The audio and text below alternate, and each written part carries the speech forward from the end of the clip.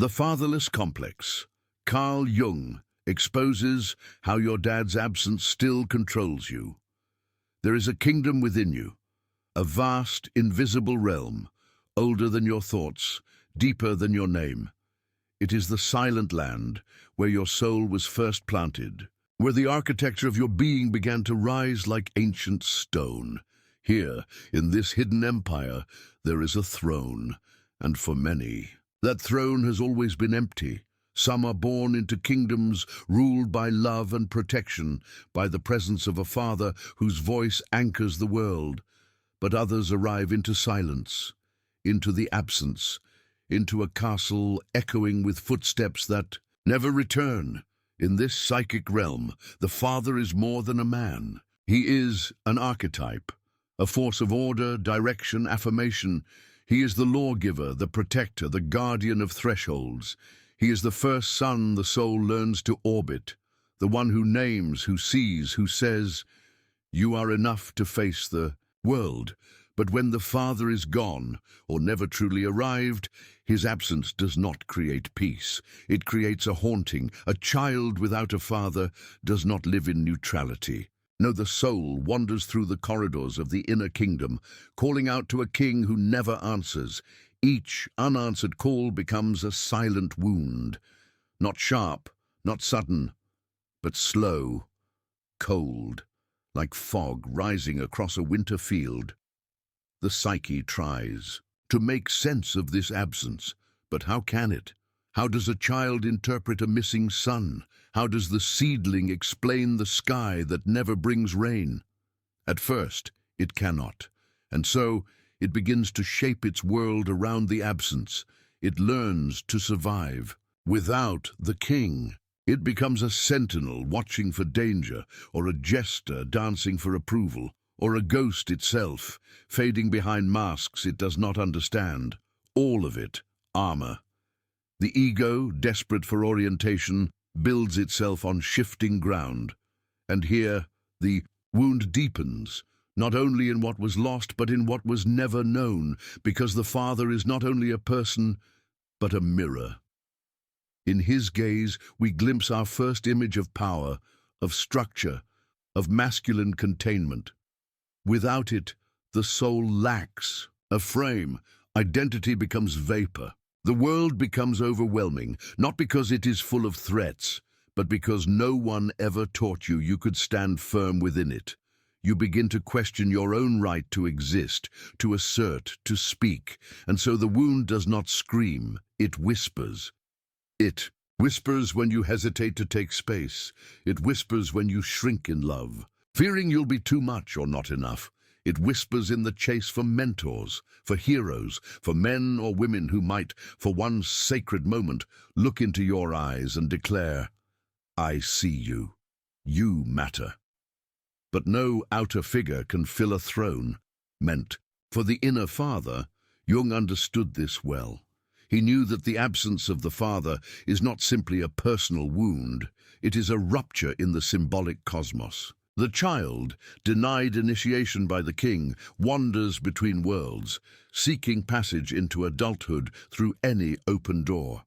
Often, they find only doors that lead back into the wound, back into overachievement, people-pleasing, rage, collapse, numbness, because what we do not integrate, we repeat. And so the psyche circles endlessly, orbiting a throne that remains cold, waiting for a father who may never return. But let us not rush toward healing, not yet. Let us remain in the ache, because in the ache there is truth, there is beauty in seeing the kingdom as it is, not as we wish it to be. There is power in naming the loss, not to blame, but to witness, to say, yes, he was not there. And in that simple sentence, a veil begins to lift. You were not broken because he left. You were wounded because his role was sacred, and the absence of the sacred always tears the veil between the worlds. You see, the absence of the father creates a kind of sacred disorientation, a night journey, a descent into the underworld. In myth, the hero does not begin with wholeness. He begins with longing, with abandonment, with exile. And so did you. You were not given the map, you were not blessed at the gates, you were cast into the forest without a compass, told to become someone, without ever being shown who that someone could be. But what if this wound, unbearable as it is, holds the seed of your myth? What if your kingdom, this hollow place, was not merely a prison, but a place of initiation? What if the emptiness you inherited is the very ground where your inner father might one day rise, not to replace what was lost, but to transform it? Because transformation does not erase the past, it sanctifies it. It says, this too was part of the becoming. The empty throne is not the end of your story. It is the first symbol in your sacred dream. It is the gateway through which the shadow will emerge, through which the child will speak, through which the self will rise, not in imitation of the missing king, but as the one who learned to become sovereign without him. And so we begin, not with resolution, not with answers, but with reverence for the wound, with the courage to walk, barefoot and breathing, into the throne room within you, the place where the echoes live, the place where the crown still waits, the place where the Father's absence shaped the soul, not into despair, but into the hunger that will one day become your fire, a fire that in time will become light, and in that light you will no longer wait. You will reign from within. When the Father disappears, he does not leave behind emptiness. He leaves behind an echo, and echoes do not die. They descend. They fall like forgotten gods into the dark caverns of the unconscious, where symbols twist and shadows grow teeth. There, in that subterranean kingdom beneath your waking life, the Father becomes something else. No longer flesh, no longer memory. He becomes myth, he becomes symbol, he becomes shadow. You may not see him, but you will feel him. He will move behind your thoughts like smoke through a forest, formless but suffocating. He will shape your decisions without speaking a word. He will wear the faces of lovers, mentors, enemies, appearing in disguise, compelling you to repeat what you swore you would never become. This is the truth that Jung knew. The figures we do not integrate become autonomous. The father you could not reach has now become the king you cannot confront, seated not on an outer throne, but buried deep inside the architecture of your soul, casting shadows from within. This shadow king does not guide. He controls. He whispers lies wrapped in longing. He teaches you that your worth must be earned, that you are never enough, that strength is domination and vulnerability is weakness. He smiles through clenched teeth when you betray yourself, convincing you that obedience to his voice is safety. But it is not safety, it is entrapment. You see, the psyche cannot tolerate vacancy. When the father vanishes, the unconscious fills the void with fantasy or fear. Some build an idol, a golden king whose imagined perfection they forever chase, becoming servants to a ghost. Others build a tyrant, a cruel patriarch they rebel against endlessly, fighting a war that never ends, even in peace. And in both cases, you are not free. You are still in orbit, still reacting, still ruled. Authority becomes a projection screen. You walk into workplaces, relationships, spiritual communities, and unconsciously assign the father role to those who appear confident, powerful, emotionally distant. You fear them or you serve them, you resent them or you need them, but in truth they are mirrors, reflecting what was never healed. The Shadow King does not only live in others, he speaks through your own voice. He is the critic that erupts when you rest, the shame that floods you when you set a boundary, the cold silence within when you seek love and feel unworthy of it. You carry him like a ghost in your spine, and because he is unconscious, you cannot argue with him. You can only obey or begin to make him visible. To bring the Shadow King to light, you must journey inward, not with judgment but with sacred curiosity. You must walk the inner corridors and ask, where am I still seeking his approval? Where am I still fighting his absence? Where am I not my own? because until you see him, you cannot free yourself from. Jung called this process shadow work, the holy task of turning toward what we've exiled, not to destroy it, but to understand it, to realize that even the shadow carries truth. The tyrant within you may be cruel, but he is also terrified. He was born in chaos. He rose from abandonment. He took the throne not because he was worthy, but because no one else was there. He is the orphan who crowned himself king, and now he rules you through fear. But when you bring awareness to his reign, something shifts.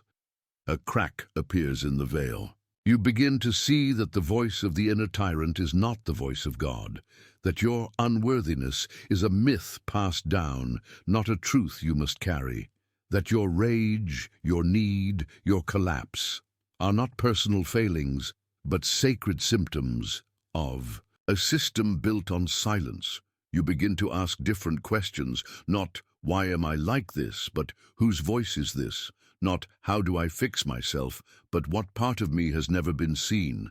And in asking, you begin to retrieve your power, not the brittle power of dominance or rebellion, but the deep power of presence, the strength to sit with your inner world without flinching, the wisdom to know the difference between your voice and his, the courage to step out from his shadow even when your legs are shaking.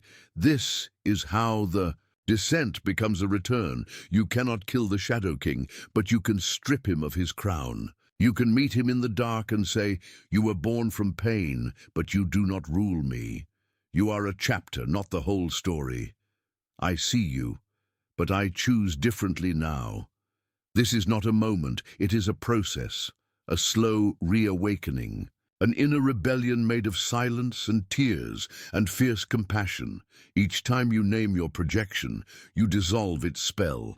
Each time you speak your shame aloud, it loses its teeth. Each time you claim your inner authority, the Shadow King fades, not because you've destroyed him, but because you've integrated him.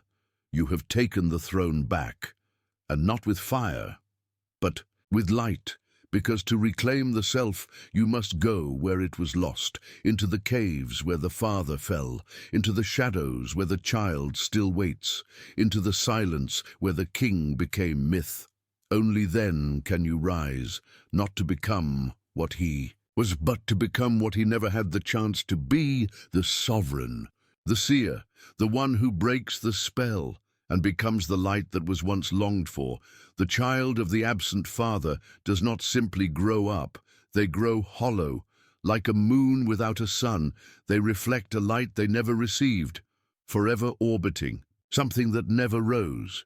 You may look like an adult, you may speak with strength, perform with brilliance, smile with practiced ease, but beneath the surface, the inner child remains, watching, waiting, starving, not for food, but for a single phrase.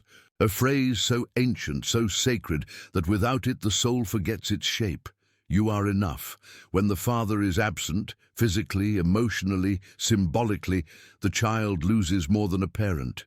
They lose the mirror in which their emerging self was meant to be seen. They lose the fire from which their identity was meant to be forged. They lose the initiation that separates boy from man, girl from woman, seeker from sovereign. And in this absence, a haunting emerges, not of ghosts, but of unworthiness. A question, unspoken yet all-consuming. Am I real if he never saw me? You become the son of the broken sun.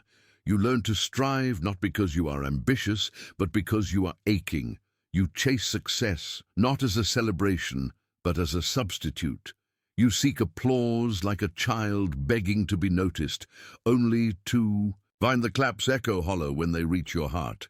This is the exile of the uninitiated. A soul cast into adulthood with no map, no ritual, no sacred marking of its arrival. You perform adulthood like theater, mimicking strength, mimicking certainty, mimicking belonging. But beneath it all, the child still hides, terrified that if they slow down, if they stop pleasing, if they stop achieving, they will disappear. You may find yourself addicted, not just to substances or distractions, but to proving. Proving your worth, proving your intelligence, proving your goodness, proving your existence. But proving is not living. It is surviving in disguise. And each time you win another battle, another job, another lover, the hunger returns. Because no outer victory can replace the inner right of being seen and named by the Father. The archetypal father is not merely a man. He is a principle, a force. He is the one who names the child with sacred authority and says, "You are whole, you are chosen, you have a place in this world." Without that blessing, the ego forms around a wound, and the persona, the mask we show the world, becomes a shield forged in desperation. We become performers on a stage of mirrors, hoping that if enough people reflect our worth, it will become real. But it doesn't, because the audience is not the Father, and external. Applause cannot sanctify an internal fracture. This is why you sabotage, not because you are broken, but because part of you is rebelling against the performance. Part of you is screaming, "No more pretending, no more proving, no more begging for what should have been freely given." This is not weakness, it is a sacred protest. The soul's refusal to continue living in exile. There are sons who become warriors of the world, conquerors of status, masters of image, yet when alone, they feel like impostors in their own skin. There are daughters who become caretakers of everyone, mothers to the world, yet collapse inside because no one ever mothered their grief. This is the inheritance of the fatherless, but it is not your destiny. The wound is real, but so is the path beyond it. To begin healing, you must stop performing, not everywhere, not all at once, but somewhere. In the silence of your own heart, you must begin to say, "I am tired of striving. I am tired of pretending. I want to be real." And then listen, beneath the noise, beneath the armor, for the voice that never spoke, the Father's voice, the one that should have blessed you, the one that still lives in the archetypal realm, waiting not to be found, but to be reclaimed. Because here is the secret Jung uncovered. If the outer father is absent, the inner father must be awakened. This inner father is not a memory. He is an archetype, a primordial image encoded in your psyche. He is the king, the mentor, the guide, the mountain. He is the one who looks you in the eye and does not flinch at your pain, who sees your darkness and does not turn away, who says, "Not be perfect, but be whole." To awaken him, you must descend, not into despair, but into remembrance. You must become the father you never had. You must sit with your own wounds as he should have. Hold your inner child as he never did. Bless your soul as he forgot to. This is not imagination. This is inner reparenting. This is individuation, the process of becoming yourself in full, despite what was missing, and it is sacred work. You begin to say, "I do not have to earn my place. I do not have to bleed to be worthy. I do not have to shrink to be loved." And as these truths take root, the ego softens, the mask cracks, the striving slows. And in that stillness, the soul begins to return home. You are not the child of failure. You are the child of resilience, the one who walked through fire with no guide and still chose to love, still chose to feel, still chose to heal. And now you become the guide, not because you are perfect, but because you have seen the dark and did not die there. You become the light you were denied. You become the sun you never orbited. You become the father, the mother, the voice that your inner child waited for. This is your initiation. This is your rebirth, not through ceremony, but through truth. You are enough, not because someone told you, but because you remembered it yourself, and no one can take that away. When the father disappears, the mother remains. But something changes in her presence. She's no longer just the mother. She becomes the entire sky, and the child, without The counterbalance of paternal gravity begins to drift in her shadow. This is the archetypal overreach of the Great Mother. What was once a nourishing womb becomes a velvet prison. What once fed the soul now swallows it. Her love is not in question, but love, when untempered by separation, becomes engulfing. The child who is not released cannot become, and the child who is not seen outside the mother's gaze will spend a lifetime trying to define themselves in mirrors not their own. In mythology, the Great Mother is sacred. She births, she shelters, she heals. But in her devouring aspect she entangles. She becomes the ocean without shore, the forest with no path. And in her arms, identity becomes mist. When the father's voice goes silent, the mother's voice fills the void. And without a masculine boundary to say, this is where you end and the world begins, the psyche of the child dissolves into the mother's world. What she feels, they feel. What she fears, they inherit. What she needs, they become. The anima, the inner feminine principle, awakens prematurely, not as a source of creativity or depth, but as a shield, a shimmering veil of sensitivity and emotional permeability that guards the fragile ego from a world that feels too hard, too cold, too unknown. But this anima is overgrown. She floods the psyche. She sings lullabies when the soul needs fire. She whispers safety when the soul needs separation. And so the ego remains soft, beautiful, feeling, intuitive, but unequipped for individuation. In Jungian alchemy, the self must pass through the crucible of opposition, masculine and feminine, light and shadow, order and chaos. But in the mother's dominion, there is no opposition, only immersion. The self cannot emerge because it is never truly separate, and without separation there can be no transformation. You may recognize this in yourself. You hesitate to offend. You avoid assertion. You fear standing alone, not because you are weak, but because the ground beneath your soul was never firm. You were never taught to bear the weight of your own existence.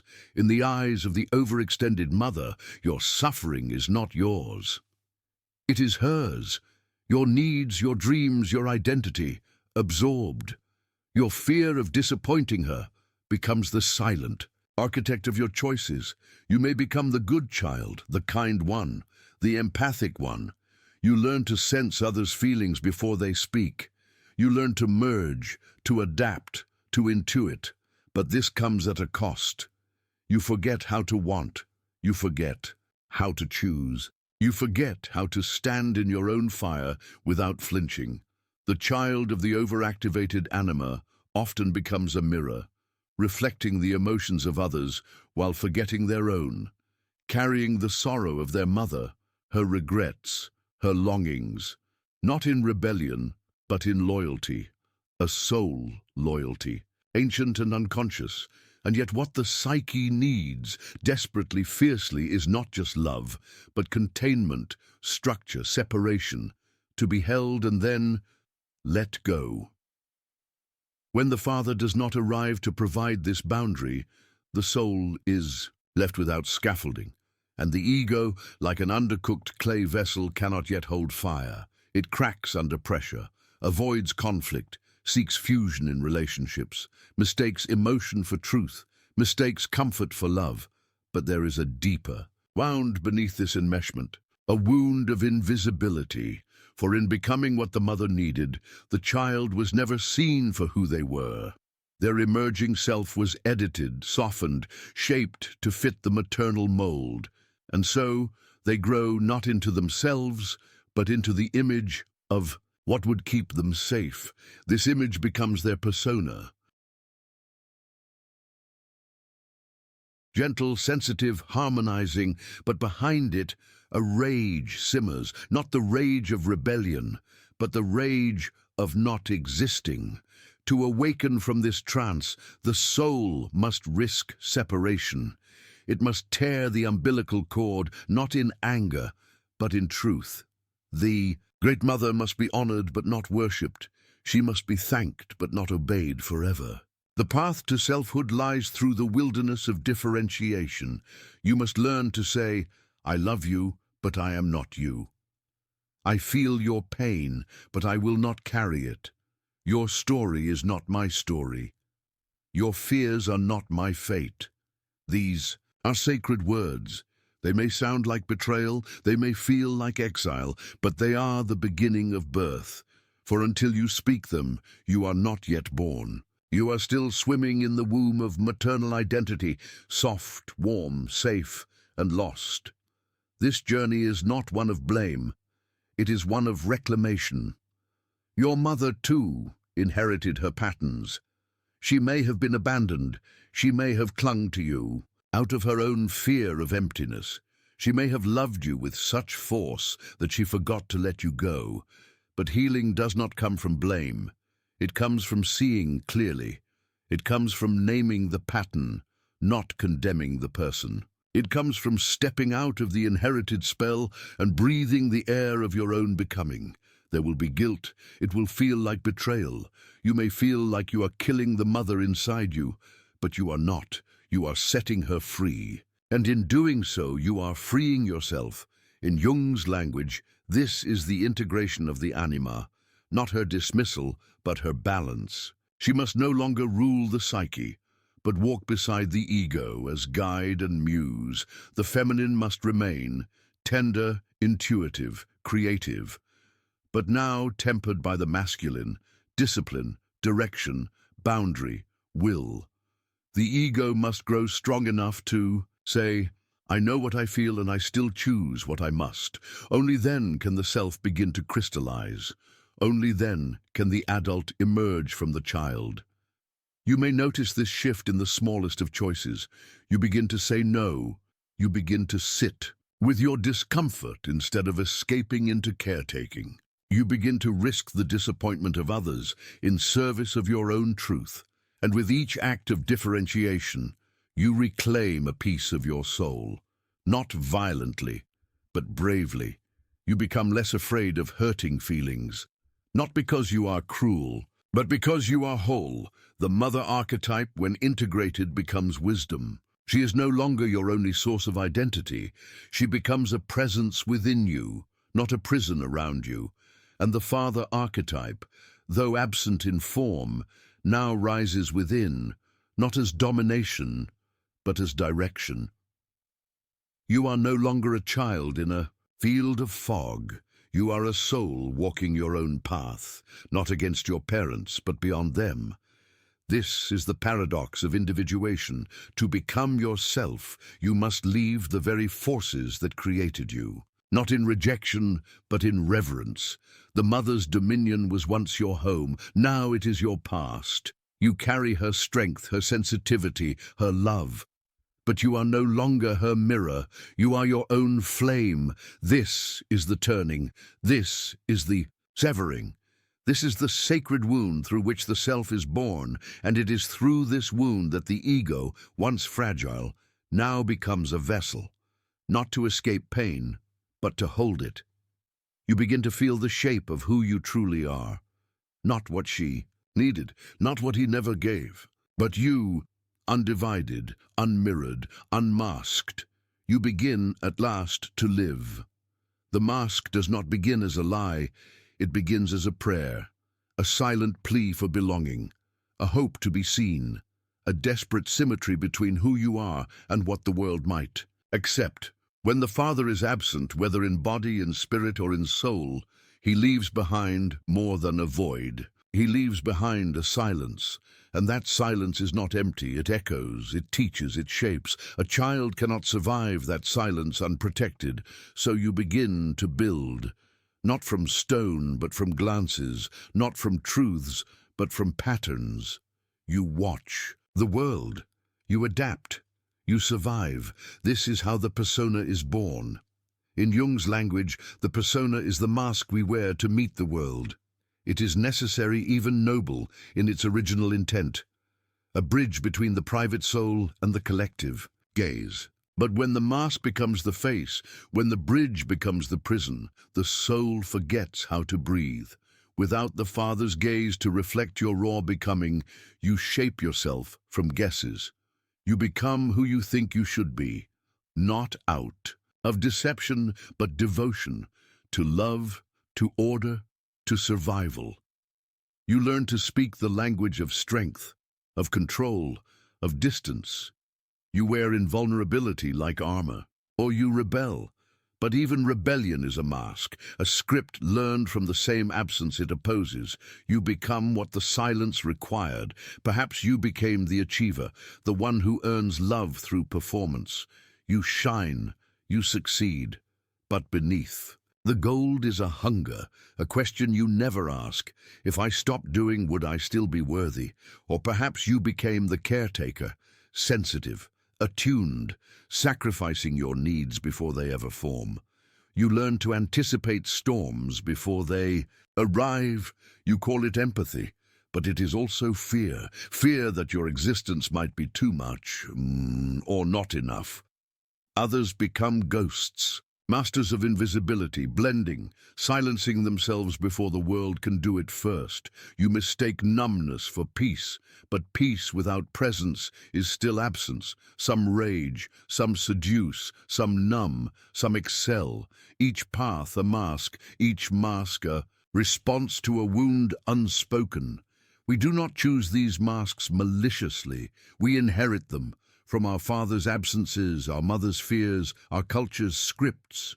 If your father wore a mask of stoicism, of distance, of anger, you may have copied it without knowing, not because you admired it, but because you thought it was the only way to exist. And so we become the echo of a man who never spoke. We imitate a ghost. This is the tragedy of the unexamined persona. It lives for others, but dies to the self. It is polished, even admired, but behind it a soul starves. You may feel it. In the quiet moments, when the roles fall away, when the applause fades, when you are alone, and something inside whispers, "This is not me." But who are you then? The answer does not arrive easily, because the persona has buried the self beneath layers of adaptation. Peeling it back is not an act of logic. It is a descent. You must walk backward, down into the silence where the mask was first formed, back to the moment you believed you had to earn love, back to the gaze that never came, back to the cry that was never answered, and there Not a you will find manipulator, not a but a villain, survivor, but a child. The persona is not your enemy. It is your beginning. It carried you through the storm. It kept you safe when safety was scarce. It gave you a name when you feared being nameless. Honor it, and then release it. This release is not a grand unveiling. It is subtle, sacred, a slow erosion of falseness, a quiet return to truth. You begin to notice when you're performing, when your smile is a shield, when your strength is a script, when your certainty is a cage. And in those moments, you begin to choose differently. You say, "I don't know." You say, "I feel afraid." You say, "This hurts." You say, "I need." Each truth cracks the mask. Each vulnerability reveals the face beneath. But this is not easy. To let go of the mask is to risk being seen, and to be seen is to risk rejection. But to not be seen is to never exist. This is the paradox. The persona protected you from pain, but it also protected you from intimacy, from authenticity, from love. True love does not want the mask. It wants the face, even if the face is uncertain, even if it trembles. The journey to the authentic self is not a straight line. It is a spiral. You will revisit old roles, old defenses, old echoes, but each time you will carry more awareness, more courage, more soul. And in this awareness, you begin to discern, this is not me. This is what I thought I had to be. You do not rip the mask off in one motion. You peel it, layer by layer, memory by memory, lie by lie, until one day you look in the mirror and you no longer see your father's silence. You no longer see your culture's blueprint. You no longer see the mask. You see you perhaps for the first time, The man or woman who does not need to perform, who does not need to control, who does not need to hide behind achievement, rebellion, or detachment, who can sit in silence and still feel real. This is the birth of the true self.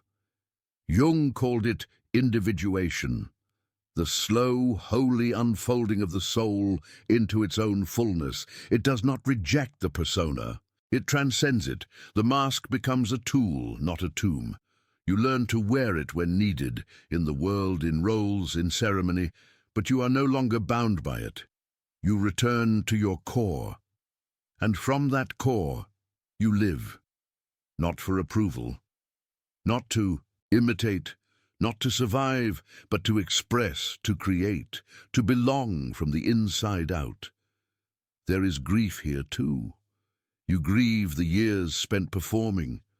You grieve the childhood lost in mimicry. You grieve the father who never taught you how to be real, but that grief is holy. It softens you, it humbles you, it breaks the spell, and in that brokenness, light enters. You begin to notice the masks in others, not with judgment, but with compassion. You see the performer, the pleaser, the rebel, the stoic, and you see the soul beneath. You speak to that soul, with presence, with truth, with love. This is how we heal each other, not by tearing down masks, but by inviting the soul to speak. And when enough souls speak, the world begins to change, not through force, but through authenticity. This is the hidden power of your journey. In shedding your mask, you give others permission to shed theirs. You become a mirror, not of expectation, but of essence. You become the father you never had, not by replicating his silence, but by ending it, by speaking, by feeling, by being. You become the presence that your younger self once dreamed of, and from that presence, a new legacy begins. The soul is a hunter of shadows, chasing ghosts through a forest of illusions, never quite knowing what it pursues, only feeling the restless hunger that drives its steps, an ache born in the silence of absence. When the father is missing, his image does not vanish, but fractures. Shards scatter across the psyche, each fragment a phantom calling out, each echo a call to fill the void with something, anything, to still the endless chase. You do not know this chase by its true name. You call it love, ambition, devotion, or anger. You see it as passion or purpose, as the fire that drives you forward. But beneath the flame, there is a shadow, a longing unspoken, a wound unrevealed. You reach for mentors, seeking the steady gaze that never steadied you. You cling to lovers, hoping to find the warmth you never received. You worship gods, begging for meaning beyond the emptiness. You battle enemies, trying to conquer the silence within.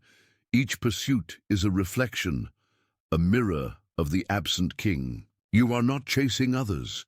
You are chasing the phantom of a father who never returned, a voice that never spoke, a presence that never filled the throne.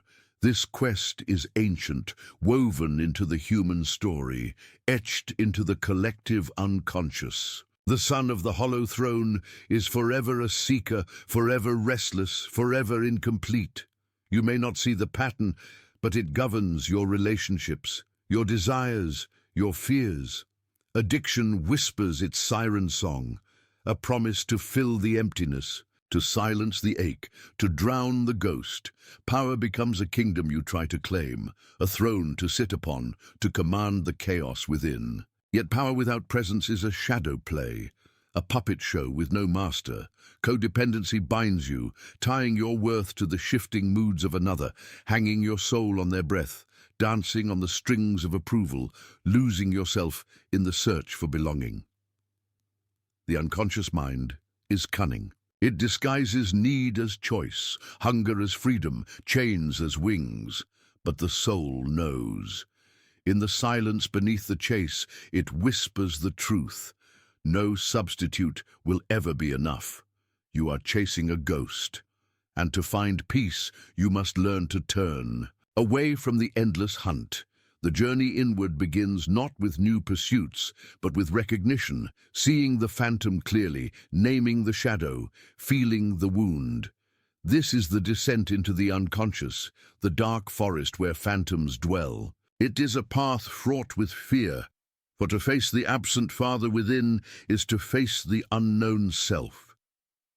Yet in this darkness, the first sparks of light appear. You begin to understand that the hunger is not for others. It is for wholeness, not for conquest, but for reconciliation. The father you chase is a symbol, an archetype of authority, guidance and protection, but also of the shadow, the unknown, the parts of yourself still unclaimed. When the father is absent, the self is fragmented, split between ego and shadow, lost in enantiodromia, the eternal dance of opposites. The chase is a symptom of the soul's unintegrated parts, a call to begin the process of individuation, to reunite the fractured psyche and bring light to the shadowed throne. This inner work requires courage, to stop chasing, to sit in the void, to confront the phantom face to face. It is here, in the sacred silence, that the soul begins to heal. You meet the Father inside not as a ghost, but as a presence, imperfect, human, both light and shadow. You reclaim the power that was scattered, the love that was lost, the voice that was silenced. You no longer need to chase, for you have found, and with this finding comes rebirth. The symbolic death of the endless hunt, the awakening of the true self. The phantom fades, the hunger softens, and the soul rests on its own throne, whole, sovereign, free. The soul's journey is not a path of light alone. Before dawn breaks, before the phoenix rises, there is the dark, the blackened night of Nigredo, the alchemist's crucible, where all must burn. You arrive here not by choice, but by necessity, drawn by the invisible gravity of your own shadow, pulled into the depths where illusions collapse and the ego shatters like fragile glass against the stone of truth. This is the descent into the Nigredo, the blackening that precedes all transformation. Here the soul stands naked, stripped of pretense, of masks, of the hollow crowns it once wore to hide the emptiness within. You confront the primal wound, the wound carved by absence, by the father who did not stay, by the love that never came, by the silent throne that never held a king. The pain is ancient, deep as the abyss, yet it is not merely a wound. It is a portal. Through the grief of abandonment, through the mourning of what never was, the psyche cracks open and begins to receive the light it once denied. You mourn not just the father, but the child you never fully became, the unlived life, the unopened flower, the unfinished song of your own becoming. The ego dissolves in this crucible. Its brittle defenses melt away. Its false narratives burn to ash, revealing the raw earth of your being, dark and fertile beneath the ashes. This is the sacred death, the symbolic Nigredo, where the chrysalis darkens before the butterfly emerges, where the night hides the seeds of dawn. In this black phase, paradox reigns. Despair is the soil of hope, loss becomes the gateway to wholeness, and fragmentation is the path to integration. The shadow rises, fierce and untamed, confronting you with all you have repressed, the anger, the shame, the longing, the parts of yourself exiled in the quest to survive. You must face this shadow, not as enemy, but as guide, the guardian of the threshold, the alchemist of transformation. In the darkness, you learn to sit with your pain, to feel it fully without escape, to honor the silence that follows the shattering. This is not surrender, but surrender's paradox, a fierce acceptance that opens the heart to rebirth. The unconscious speaks. In this night, in dreams, in symbols, in the slow unraveling of old wounds, it invites you to descend deeper, to trust the process, to let go of the ego's desperate grasp.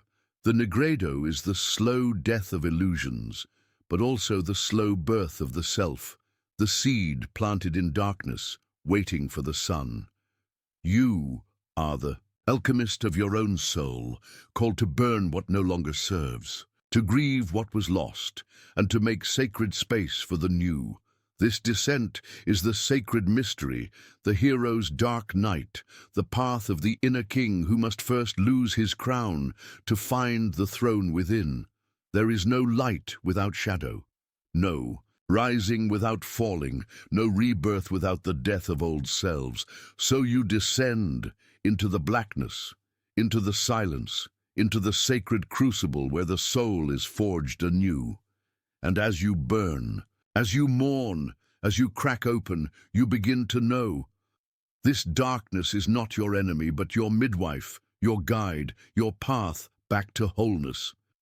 Here, in the heart of Nigredo, you face the Father within, not as ghost, not as phantom, but as shadow and light entwined, ready to be embraced, ready to be integrated, ready to become whole.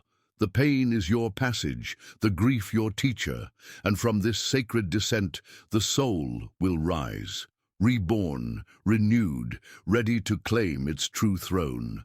Beneath the surface where the armored adult stands, there is a child, a whisper buried beneath layers of silence, a shadow folded within the folds of time, waiting with breath held, waiting with eyes wide open but unseen. This child is not lost, nor vanished, but frozen, paused in a moment that never found its closure, trapped in the liminal space between hope and despair, between presence and abandonment. The child waits for the voice that never came, the approval never spoken, the gaze that never met theirs fully. And in this waiting, silence grew, not as absence, but as a scream so deep it became the very fabric of their identity. This silence is a language of shadows, a hidden cry reverberating beneath the armor of control, beneath the carefully constructed persona designed to protect and to survive. In the inner world, this child is the archetype of innocence wounded, the eternal child who holds the seeds of potential, yet also the weight of unfulfilled longing. Here lies the root of your psychic fragmentation, the part of you suspended in developmental time, unable to move forward, yet unable to fully retreat. The inner child's silence is the echo of abandonment, a mute testimony to the invisible loss, the invisible grief that the ego refused to face. It is in this silence where the shadow gathers, all the emotions too raw to name, all the pain too unbearable to show. Yet paradoxically, this silence is also a sacred threshold, an invitation to listen deeply, to turn inward with compassionate gaze, to acknowledge what was never acknowledged. The wounded child is a keeper of truths that the ego cannot hold, the raw, unfiltered feelings, the dreams unspoken, the hope that flickers beneath despair. To encounter this child is to descend into the soul's secret chamber, to approach the chrysalis of your being, still fragile, still unfinished, but pulsing with the quiet promise of rebirth. You must meet this silence not with judgment, not with impatience, but with the gentle presence of the self, the wise inner guide who holds the space for healing. In this encounter, the child's scream is finally heard, not as noise to be silenced, but as a sacred song longing for integration. The wound becomes a gateway, the silence becomes a voice, and the frozen time begins to thaw. You learn that the child within is not a weakness, but a wellspring of life, a spark of your original wholeness, waiting patiently to be held, to be seen, to be loved. This is the paradox of the inner child, both fragile and fierce, both broken and beautiful, both silent and screaming. To embrace this silence is to begin the alchemy of turning loss into love, absence into presence, fragmentation into unity. Here, the individuation process circles back to reclaim what was lost, to reintegrate what was disowned, to find home within your own soul. In this sacred space, the inner child unfolds, not as victim, not as shadow, but as radiant core, a flame of hope that cannot be extinguished. And as you hold this child within, you remember the ancient truth, that healing is not about fixing what was broken, but about honoring the journey, about becoming whole by embracing every piece of your own fractured light. The silence of the inner child is not emptiness. It is the heartbeat of transformation. The quiet before the dawn, the place where the soul begins to sing again. To begin is to return not to what once was, but to what must now arise from the depths of your own soul. The inner father stirs in the shadowed chambers of the unconscious, an archetype long obscured by absence, silence, and the fractured echoes of an unspoken legacy. He is not the image you once craved, nor the man who vanished, but a figure born within, forged in the crucible of your own becoming. In the wake of abandonment, the psyche splinters. The father figure, when missing, leaves a cavernous void, a silent throne, empty yet heavy, casting a long shadow that distorts and divides the self. Yet within this void, the possibility of transformation glimmers, the seed of the wise king, the protector, the nurturer of boundaries and purpose, waiting to be claimed. You have wandered through labyrinths of projection, seeing fragments of your father in strangers, in idols, in shadows on the wall. But the spell breaks only when you step into the silence and speak to the child within. I will be your shelter. I will be your guide. This is the sacred act of self-fathering, the alchemical turning where the abandoned becomes the creator, where the orphaned spirit finds its own throne. The inner father is a symbol of order amid chaos, the flame that burns with quiet authority in the dark, not a harsh ruler, but a wise sovereign who governs the kingdom of your psyche with compassion and strength. He is the boundary that protects the fragile self, the voice that says no when needed, the hand that steadies when the storm rages. To meet this father is to face the unconscious depths, to walk the path of individuation where ego and self converge, where the shadow is acknowledged and integrated, and where the fragmented child begins to heal. In dreams, he often appears, not always as a man, but as a symbol, a mountain standing firm against the sky, a fortress built from ancient stone, a lion resting in the sun's golden light. These images are the psyche's language, whispering truths beyond words, inviting you to reclaim your sovereignty. Reflection becomes your altar, where you sit in silent vigil with the parts of yourself once lost or denied. Here, the Father teaches the art of self-boundary, not as prison walls, but as sacred fences, lines drawn with care to guard the inner garden from chaos and invasion. Through this inner dialogue, you cultivate purpose, not imposed from without, but arising from the wellspring of your deepest self. Purpose that anchors the soul's journey through the shifting tides of life. The return of the inner father is not a single moment, but a pilgrimage, a gradual unfolding like dawn breaking over a long night. You shed the false personas inherited from absence, the mask of rebellion, the armor of invulnerability, the silent martyrdom, and stand naked before your own heart, learning to listen, to protect, to nurture. This Father is the keeper of sacred law within, the harbinger of the eternal flame that burns in the hearth. Of your being, he guides you through the enantiodromia, the turning of opposites, where what was once projected outward returns home, and the shadow of absence transforms into the light of presence.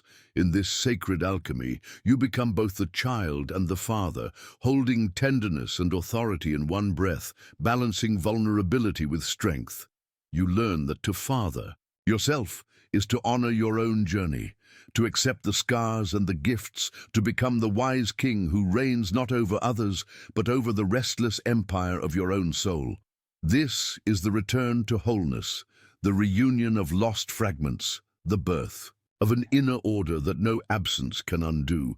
And in this return, you discover that the true Father was never only outside, but waiting always within, a silent flame in the heart's deep chamber, ready to illuminate the path home. Here, the abandoned child is no longer lost, but crowned with the light of inner sovereignty, ready to rule their own kingdom of being. In the quiet heart of your being, a paradox stirs, a sacred reversal, an ancient dance of shadow and light, where all that once seemed fixed begins to shift and flow. This is enantiodromia, the hidden law whispered by the unconscious, the turning of opposites that Carl Jung revealed as the very pulse of transformation. You have known yourself as fractured, split between light and darkness, strength and vulnerability, victim and victor. Yet beneath the surface, a deeper rhythm beats, one that invites you to surrender the illusion of permanence and embrace the flux, the sacred reversal that unravels your defenses and reveals a new way of being. The tyrant within, the harsh voice, the iron fist that once ruled your inner kingdom with fear and control, now trembles, poised on the edge of a profound metamorphosis. For the tyrant's mask, once worn to shield a fragile ego, begins to dissolve in the fire of awareness, transmuting into the healer's gentle hand, the wise guardian who tends the wounds once inflicted by cruelty and silence. Similarly, the wounded child, the victim who believed themselves powerless and lost, rises anew, not as prey, but as the guide who knows the labyrinth from within, who has wandered the dark corridors and emerged with the lamp of insight. This reversal is not a simple exchange, but a deep alchemical union, where shadow and light entwine, where destruction births creation. Imagine yourself standing at the threshold of a cave, its mouth framed by ancient stones, cold, silent, and impenetrable. Inside, the darkness is complete, a blackness so thick it seems to swallow time itself. This cave is the crucible of Nigredo, the black phase of alchemy, where the ego cracks open like dry earth beneath a thunderstorm, and the soul is plunged into the depths of itself.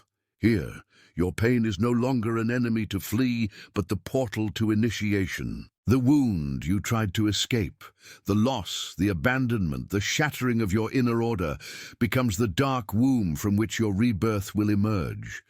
You become both the phoenix consumed by flame and the ashes that nourish new life. Enantiodromia teaches that in the turning of opposites there is healing. The relentless pursuit of control surrenders to the embrace of trust.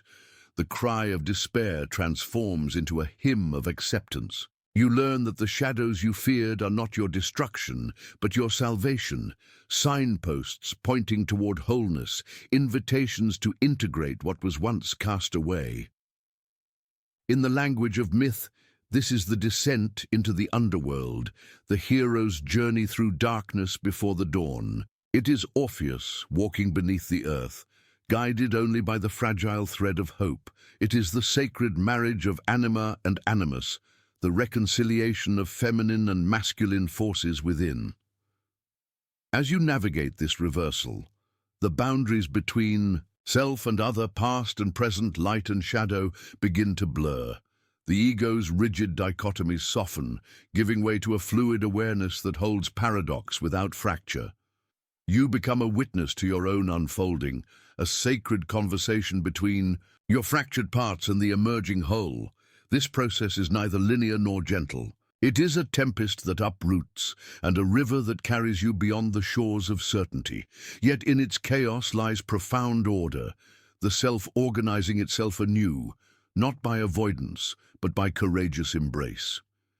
Here, the enantiodromia becomes your inner alchemy, the silent promise that the very thing you sought to outrun is the key to your individuation, the gate through which your soul must pass to claim its maturity and freedom. Your shadows become teachers, your wounds become doorways, and your contradictions become the sacred geometry of your being.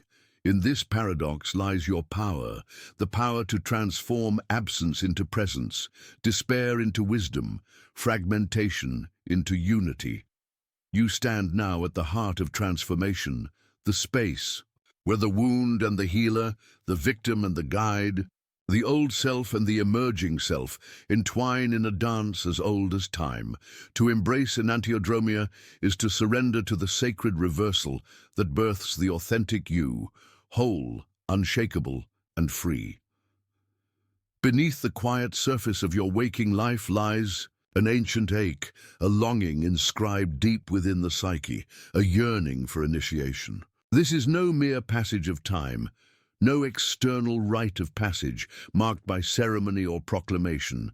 It is the soul's call to awaken, to cross the threshold from fragmented innocence to conscious adulthood, to be named, to be claimed by a power greater than the ego's fleeting certainties.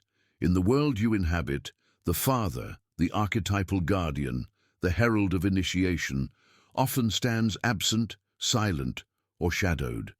His voice, which once might have declared, "You are ready," remains a ghostly echo, an unfinished chord hanging in the cavern of your becoming. The initiation you sought was deferred, lost in the wilderness of abandonment or neglect, and so the psyche turns inward, compelled to forge its own path through the dark. Imagine the self as a forge, glowing with the heat of transformation, where the raw material of your being is shaped by invisible hands. Here, in the crucible of solitude and reflection, you take up the ancient implements of responsibility, sacrifice, and sovereignty, rituals not performed in the external world, but enacted within the temple of your soul. Responsibility first calls you by name. It is the moment when the child steps forward, not with trembling doubt, but with a steady gaze, ready to claim the shadow and the light as parts of a whole.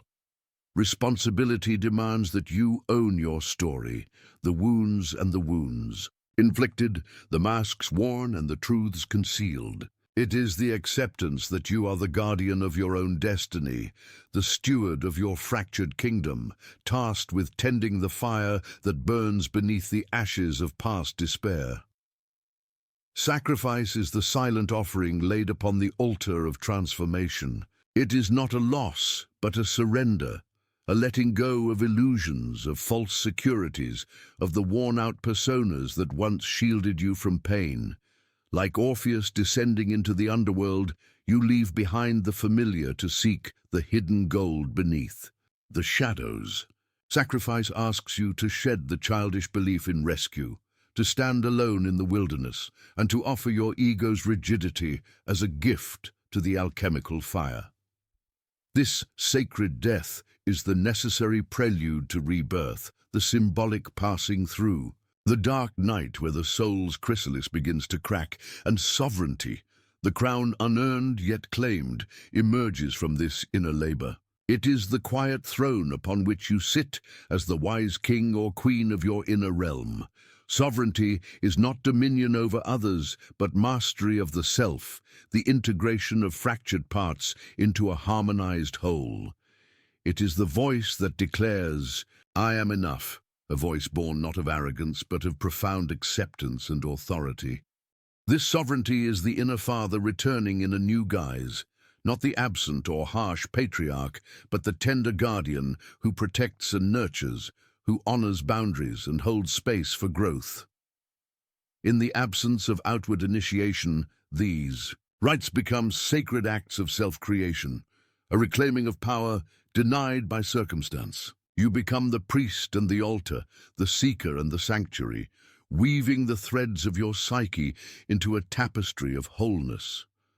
The silence of absence transforms into a sacred pause, a pregnant stillness before the great awakening. This initiation is a journey into the underworld of your own making, a descent into the dark places where fear and grief dwell. It is the confrontation with the shadow father, the figure of abandonment, rage, and silence, who must be met not with denial, but with fierce compassion. By embracing this shadow, you dismantle the prison of unconscious wounds and begin to rebuild the self from its shattered foundations. Through dreams, through the ritual gestures of daily life, through the discipline of inner work, you enact this initiation anew. The chalice you lift is filled with the bittersweet wine of transformation, and the flame you kindle is the eternal spark of the self calling you home. Know that this path is neither swift nor easy. It demands patience, courage, and relentless honesty. Yet it offers a profound gift, the emergence into fullness, the birth of the inner sovereign who no longer waits for external validation, but stands in the fullness of their own light. The rites you never received from the outer world become the sacred rituals you create within. They are the crucible in which your soul's alchemy unfolds, the gateway through which you step into your own becoming. Here, in this sacred initiation, the absent father's silence is broken, not by voice, but by the sovereign presence of a self-awakened, whole and free. The kingdom you seek is not a distant land, nor a fortress built of stone and steel. It is the vast inner realm where the masculine soul awakens from exile. Here the throne, once vacant, worn by absence and longing, begins to pulse with a new life, a return not marked by conquest, but by reconciliation. The king you awaited is not a stranger at your door. He is the sovereign within, emerging from the shadows of your psyche to claim his rightful place. In this quietus, strength no longer shouts but whispers, tempered by the soft currents of vulnerability. The old paradigm of power, forged in the furnace of control and hunger, gives way to a new order, one that weaves structure with soul, rule with reverence. The throne is no longer hollow. It is filled with meaning, purpose, and the gentle authority of a heart that knows both firmness and tenderness. Picture the inner father as a mighty oak, its roots deep in the soil of the unconscious, its branches reaching toward the light of consciousness. This is not a rigid monarch, but a living archetype whose power flows from grounded presence, whose strength is measured not by dominion over others, but by mastery of self. Here the ego learns to serve the self, no longer inflated by pride or diminished by doubt, but balanced in the harmony of wholeness. The integration of masculine wholeness is an alchemical marriage, where the king embraces both warrior and healer, ruler and nurturer, judge and protector. The polarity within, once torn by contradiction, finds its sacred union. This is the embrace of enantiodromia, where opposites converge and transform, the fierce flame softened by the cool waters of compassion, the stern law softened by the grace of mercy. Within this return, the psyche stabilizes. The chaos born from hunger, whether for approval, power, or love, subsides into a deep stillness. No longer ruled by craving or fear, you become the keeper of your inner domain, the sentinel who watches over your boundaries with clarity and kindness. The fragmented pieces of shadow and light are woven into a tapestry of meaning that holds you steady against the shifting tides of life. This kingdom, reclaimed from the ruins of neglect and absence, is a sanctuary for the soul's unfolding. It is the place where the wounded child is met by the gentle strength of the father, where the exile is welcomed home and the lost parts find belonging. Here you learn that true sovereignty is not isolation but communion, with self, with shadow, and with the eternal mystery beyond. The throne is a mirror reflecting the journey you have undertaken, the descent into darkness, the forging of new rights, the sacred reversal where the absent father becomes the present king. It is a symbol of transformation, the visible sign of the inner rebirth that anchors your being. In the kingdom of your psyche, the flame of wholeness burns bright. It is a light that does not consume but illuminates, guiding you through the labyrinth of life with steady purpose and open heart. This is the alchemy of integration, the sacred homecoming of the masculine soul. You are the king returning, not to claim a throne lost to others, but to embody the fullness of your own spirit, to reign in the harmony of strength and softness, to govern not with hunger, but with meaning. The kingdom is yours, and in it you are whole. The wound you carry is not a curse, but a sacred script, etched into the depths of your psyche like the ancient runes of forgotten wisdom. It is the dark portal through which the soul must pass, not around or away, but into, where sorrow becomes the teacher and the fracture a bridge. This is the paradox of transformation, the alchemy of the spirit, the very wound that once shattered. Your world now becomes the way forward, the path of individuation and rebirth. In myth, the hero is not untouched by pain. The hero's journey begins with a rupture, a loss, a betrayal that cleaves the familiar from the unknown. So too, in your inner landscape, the fatherless complex is not merely a shadow to be banished, but a profound mythos to be integrated. It is the chasm in which the ego dissolves and the self begins to emerge, a crucible where the persona falls away and the soul speaks in whispers of fire and shadow. Picture this wound as an ancient scar, luminous beneath the skin of your being, a sacred fissure where light and darkness converge. It is here, in this sacred wound, that the unconscious gathers its gifts, offering visions not of what was lost, but of what might be found.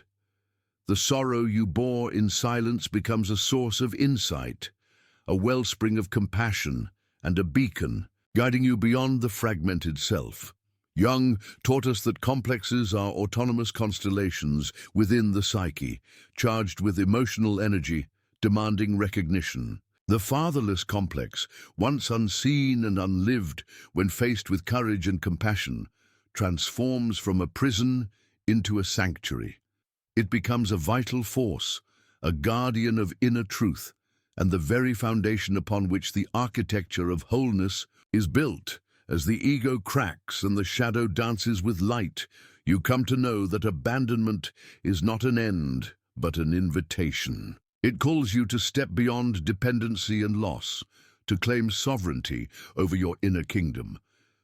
The absence that once echoed as emptiness now resonates with the call of greatness, a summons to father yourself, to become the wise guardian of your own soul. This journey, marked by descent and ascent, by symbolic death and rebirth, reveals the enantiodromia at the heart of transformation, the way the wound turns into a wellspring, the fracture into a foundation. The tyrant inside softens into the healer. The victim rises as the guide. In this sacred reversal, you reclaim the narrative of your life, no longer bound by old patterns, but free to create a new myth, a myth where the wound is the path and the path is the healing. Imagine your psyche as a great tapestry, woven through, with threads of shadow and light, loss and love, pain and transcendence. Each thread tells a story, each scar a sacred symbol. The fatherless complex, once a jagged tear, now becomes a golden seam, binding the fragments into a coherent whole. You stand at the threshold of this inner kingdom, not as a victim of absence, but as the author of presence, the creator of meaning. Your sorrow is transformed into sacred vision, your abandonment a call to inner greatness. The wound is no longer a wound, but a way. A holy path etched into your soul, guiding you home. In this final act of alchemy, you understand that to embrace the wound is to embrace the fullness of your humanity. It is to walk the shadowed valley and emerge into the light of your own becoming. The complex that once confined you now expands into the vastness of yourself.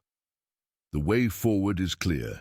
It is the path of integration, of sacred reconciliation, where the fatherless soul finds its voice and its throne. The wound becomes the way, the way to wholeness, to peace, to the eternal dance of transformation that is the essence of life itself.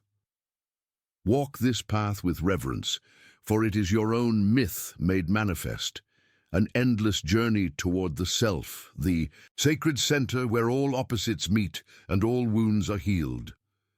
Description: in the quiet depths of your soul lies a kingdom shaped by absence, a throne once meant to be filled, now echoing with the silence of the Father who never came. This video journeys into that shadowed inner realm, where Carl Jung's profound teachings illuminate the fatherless complex as more than a wound. It is a sacred mythos, a deep psychic fissure that calls you toward transformation. Here, loss becomes initiation, abandonment, a dark passage through the underworld of your psyche. Through poetic symbolism and Jungian archetypes, we explore how the absence of the father archetype fractures the ego's foundation, leaving the soul orbiting illusions of power, worth, and belonging.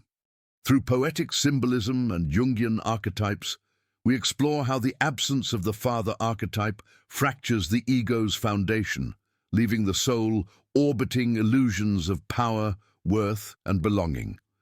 But within this fractured landscape lies a hidden alchemy, the possibility of reclaiming sovereignty, fathering the self, and igniting the inner fire of wholeness. This is the path of individuation, the journey of becoming your own guardian, your own king or queen, beyond outer validation and into sacred inner authority.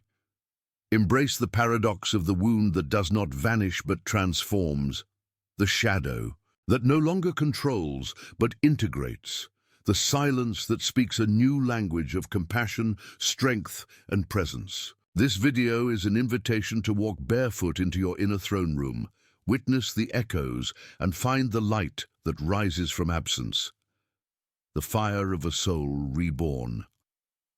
If this resonates with your own journey, share your reflections below. How has the absence shaped you? How do you see the father archetype in your life's myth? Your story is part of the unfolding whole.